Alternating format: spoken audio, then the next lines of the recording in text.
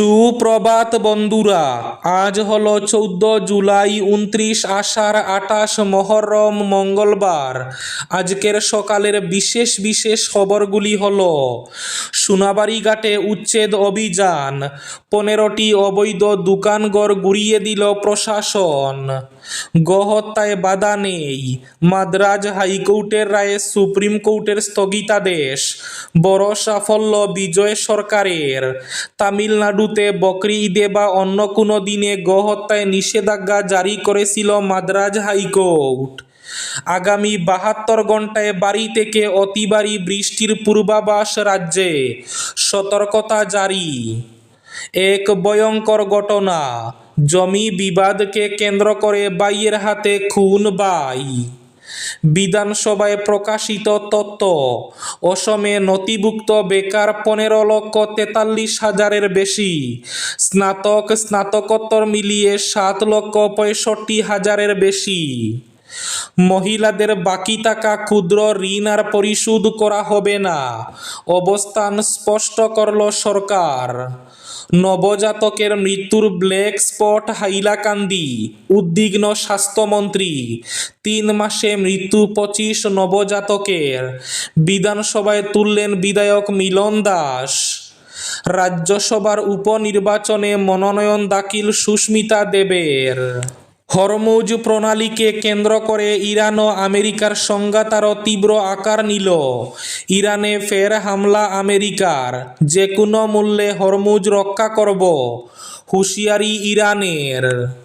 শ্রীভূমি তথা করিমগঞ্জে অবশেষে জলাবদ্ধতার স্থায়ী সমাধানে মাঠে টাউন অ্যান্ড কান্ট্রি প্ল্যানিং দফতরের উচ্চপদস্থ প্রতিনিধি দল। শুরু হচ্ছে ড্রোন সার্ভে এবং মাস্টার প্ল্যানের প্রস্তুতি। শিলচর দাস কলোনিতে স্ত্রীকে গলা টিপে হত্যার অভিযোগে অবশেষে জেল হাজতে স্বামী। ভারতে হিন্দু রাষ্ট্র গঠন করা অসম্ভব, কেউ হিন্দু রাষ্ট্র গঠন করতে পারবে না, এটা একটা পাগলামি, বললেন মৌলানা বদরুদ্দিন আজমল। এবং থাকবে আজকের বরাক উপত্যকার 3 জেলার আবহাওয়ার খবর। তাহলে বিস্তারিত খবরে যাওয়ার আগে অবশ্যই ভিডিওটিতে একটি লাইক করে চ্যানেলটি সাবস্ক্রাইব করে পাশের বেল আইকনটি বাজিয়ে রাখবেন এবং ফেসবুক পেজটি ফলো করে ভিডিওটি অবশ্যই শেয়ার করবেন, যাতে সঠিক তথ্যগুলো সবার কাছে পৌঁছাতে পারে। এবার শুনুন আজকের খবরগুলির বিস্তারিত। প্রথম খবর, সোনাবাড়ি ঘাটে উচ্ছেদ অভিযান, 15টি অবৈধ দোকানঘর গুড়িয়ে দিল প্রশাসন। সোনাবাড়ি ঘাট বাজার এলাকায় অবৈধ দখলমুক্ত করতে সোমবার বিকেলে উচ্ছেদ অভিযান চালায় জেলা প্রশাসন। সুনাইর সার্কুল অফিসার দিবাকর দেবের উপস্থিতিতে আইজল রোড সংলগ্ন সোনাবাড়ি ঘাট প্রাথমিক স্বাস্থ্য কেন্দ্রের সামনে ফুটপাত সরকারি জমিতে নির্মিত প্রায় 15টি অবৈধ দোকানঘর বুলডোজার দিয়ে ভেঙে ফেলা হয়। প্রশাসন সূত্রে জানা গেছে, দীর্ঘ বছর ধরে হাসপাতালের সামনের সরকারি জমি দখল করে কয়েকটি পরিবার দোকানঘর নির্মাণ করে ভাড়া দিয়ে আসছিল। এর ফলে হাসপাতালের যাতায়াত পরিবেশ বিঘ্নিত হচ্ছিল।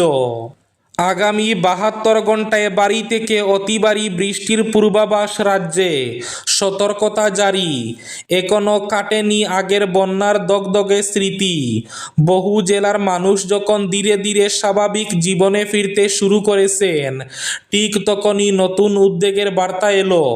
আকাশে আবারও ঘনিয়েছে কালো মেঘ। আবহাওয়া দফতরের পূর্বাভাস বলছে, আগামী 72 ঘন্টায় রাজ্যের বিস্তীর্ণ অংশে ভারী থেকে অতি ভারী বৃষ্টির সম্ভাবনা রয়েছে। সেই পূর্বাভাস সামনে রেখে প্রশাসনকে সর্বোচ্চ সতর্ক থাকার নির্দেশ দেওয়া হয়েছে। বিশেষ নজরে গৌহাটি, জোরাবাট, মেঘালয় সীমান্তবর্তী এলাকা এবং বন্যাপ্রবণ জেলাগুলি। গোহত্যায় বাধা নেই, মাদ্রাজ হাইকোর্টের রায়ে সুপ্রিম কোর্টের স্থগিতাদেশ। বড় সাফল্য বিজয় সরকারের। তামিলনাড়ুতে বকরি ঈদে বা অন্য কোনো দিনে গোহত্যায় নিষেধাজ্ঞা জারি করেছিল মাদ্রাজ হাইকোর্ট।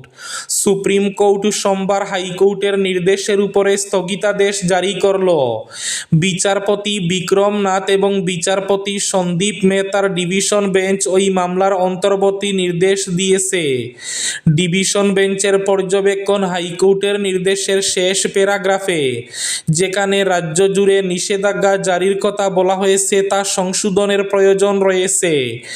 ডিভিশন বেঞ্চ এই মামলার সঙ্গে যুক্ত সব পক্ষকে নোটিশ ইস্যু করতে বলেছে। জমি বিবাদকে কেন্দ্র করে ভাইয়ের হাতে খুন ভাই। রাজ্যের মরিগাঁও জেলার লাহরিঘাটের থানার অন্তর্গত অমরাগুড়ি গ্রামে জমি বিবাদকে কেন্দ্র করে এক ভাইয়ের হাতে আরেক ভাই খুন হওয়ার ভয়াবহ ঘটনা সংঘটিত হয়েছে। সোমবার সন্ধ্যায় এই নৃশংস হত্যাকাণ্ডটি সংঘটিত হয়। এই ঘটনায় সমগ্র লাহরিঘাট অঞ্চলে ব্যাপক চাঞ্চল্য সৃষ্টি করেছে।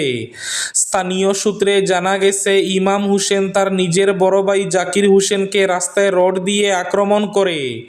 পারিবারিক জমি নিয়ে দীর্ঘদিন ধরে দুই ভাইয়ের মধ্যে মনোমালিন্য চলছিল। সোমবার সন্ধ্যায় সেই বিবাদ চরম আকার ধারণ করলে ইমাম হোসেন তার বড় ভাইকে জাকির হোসেনকে রড দিয়ে এলোপাতাড়ি আক্রমণ করে। আক্রমণের পর স্থানীয়রা গুরুতর আহত জাকির হোসেনকে উদ্ধার করে দ্রুত লাহরিঘাট হাসপাতালে নিয়ে যান। তবে উন্নত চিকিৎসার জন্য নোয়াগাঁও যাওয়ার পথে তার মৃত্যু হয়। এদিকে ঘটনার খবর পেয়ে লাহরিঘাট থানার পুলিশ ঘটনাস্থলে পৌঁছে তদন্ত শুরু করেছে। বিধানসভায় প্রকাশিত তথ্য, অসমে নথিভুক্ত বেকার 15,43,000-এর উপরে, স্নাতক স্নাতকোত্তর মিলিয়ে 7,65,000-এর বেশি। অসমে বর্তমানে নথিভুক্ত বেকারের সংখ্যা দাঁড়িয়েছে 15,43,350 জনে। মঙ্গলবার বিধানসভায় কংগ্রেস বিধায়ক রেকিবউদ্দিন আহমেদের এক প্রশ্নের লিখিত জবাবে এই তথ্য তুলে ধরেন দক্ষতা নিয়োগ ও উদ্যোগ মন্ত্রী প্রশান্ত ফুকন। এবার নতুন করে চলতি বছরের জুন মাস পর্যন্ত নতুন করে 3,55,741 জন বেকার নিবন্ধন করেছেন। বর্তমানে রাজ্যে মোট নথিভুক্ত বেকারের সংখ্যা 15,43,350। একই সঙ্গে 2026 সালের জুন মাস পর্যন্ত 12,52,731 জনের নিবন্ধন নবীকরণ না হওয়ায় তা বাতিল করা হয়েছে বলেও বিধানসভায় জানান মন্ত্রী। এদিকে মহিলাদের ক্ষুদ্র ঋণ আর পরিশোধ নয়, অবস্থান স্পষ্ট করল সরকার। মহিলাদের বাকি থাকা ক্ষুদ্র ঋণ আর পরিশোধ করা হবে না। ইতিমধ্যেই ক্ষুদ্র ঋণ রেহাইয়ের সুবিধা পাওয়ার যোগ্য মহিলাদের ঋণ পরিশোধ করা হয়েছে। কিন্তু আর্থিক সংস্থা নিয়ম ভেঙে যাদের ঋণ দিয়েছে সম্পন্ন পরিবার, চাকরিজীবীর পত্নী যেসব মহিলারা ক্ষুদ্র ঋণ নিয়েছেন তাদের ঋণ পরিশোধ করা হবে না। বিধানসভায় স্পষ্ট করে দিয়েছেন অর্থমন্ত্রী জয়ন্ত মল্ল বড়ুয়া। এদিকে নবজাতকের মৃত্যুর ব্ল্যাক স্পট হাইলাকান্দি, উদ্বিগ্ন স্বাস্থ্যমন্ত্রী। 3 মাসে মৃত্যু 25 নবজাতকের।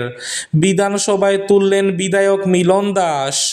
নবজাতকের মৃত্যুর ক্ষেত্রে গোটা রাজ্যের মধ্যে ব্ল্যাক স্পট হচ্ছে হাইলাকান্দি জেলা। গোটা রাজ্যে জন্মের সময় যত শিশুর মৃত্যু হয় এর 15% শুধু এক জেলা থেকে। সোমবার বিধানসভায় এই বাস্তব সত্য স্বীকার করেছেন স্বাস্থ্যমন্ত্রী অশোক সিংহল। তবে স্বাস্থ্যমন্ত্রীর দাবি সরকার উপযুক্ত ব্যবস্থা নিচ্ছে। বিধানসভার অধিবেশনের পরই তিনি নিজে গিয়ে হাইলাকান্দি জেলায় গিয়ে পরিস্থিতি খতিয়ে দেখবেন বলেন জানান তিনি। শিলচর দাস কলোনিতে স্ত্রীকে গলা টিপে হত্যার অভিযোগে অবশেষে জেল হাজতে স্বামী। শিলচর দাস কলোনিতে স্ত্রীকে গলা টিপে হত্যার অভিযোগে স্বামী মৃত্যুঞ্জয় দাসকে সোমবার জেল হাজতে পাঠানো হয়। এ ঘটনায় রাঙ্গিরখাড়ি থানায় মামলা দায়ের করা হয়। গত মঙ্গলবার সংঘটিত ঘটনার পর থেকে পলাতক ছিলেন মৃত্যুঞ্জয় দাস, কিন্তু শেষ রক্ষা হয়নি। ঘটনার 6 দিনের মাথায় পুলিশ তাকে গ্রেফতার করতে সক্ষম হয়। ভারতে হিন্দু রাষ্ট্র গঠন করা অসম্ভব, এটা একটা পাগলামি, দাবি বদরুদ্দিন আজমলের। ভারতকে হিন্দু রাষ্ট্র গঠন করা অসম্ভব, কেউ হিন্দু রাষ্ট্র গঠন করতে পারবে না। এর যারা দাবি করছে তারা একটা পাগলামি করছে, এই দাবি মৌলানা বদরুদ্দিন আজমলের। ইরানে ফের হামলা আমেরিকার, যে কোনো মূল্যে হরমুজ রক্ষা করব, হুঁশিয়ারি ইরানের। হরমুজ প্রণালীকে কেন্দ্র করে ইরান ও আমেরিকার সংঘাত আরও তীব্র আকার নিল। রবিবার ইরানের বিভিন্ন সামরিক ও কৌশলগত স্থাপনায় মার্কিন হামলার জবাবে সোমবার মধ্যপ্রাচ্যের একাধিক দেশে থাকা মার্কিন সামরিক ঘাঁটিকে লক্ষ্য করে ড্রোন ও ক্ষেপণাস্ত্র হামলা চালানোর দাবি করেছে ইরান।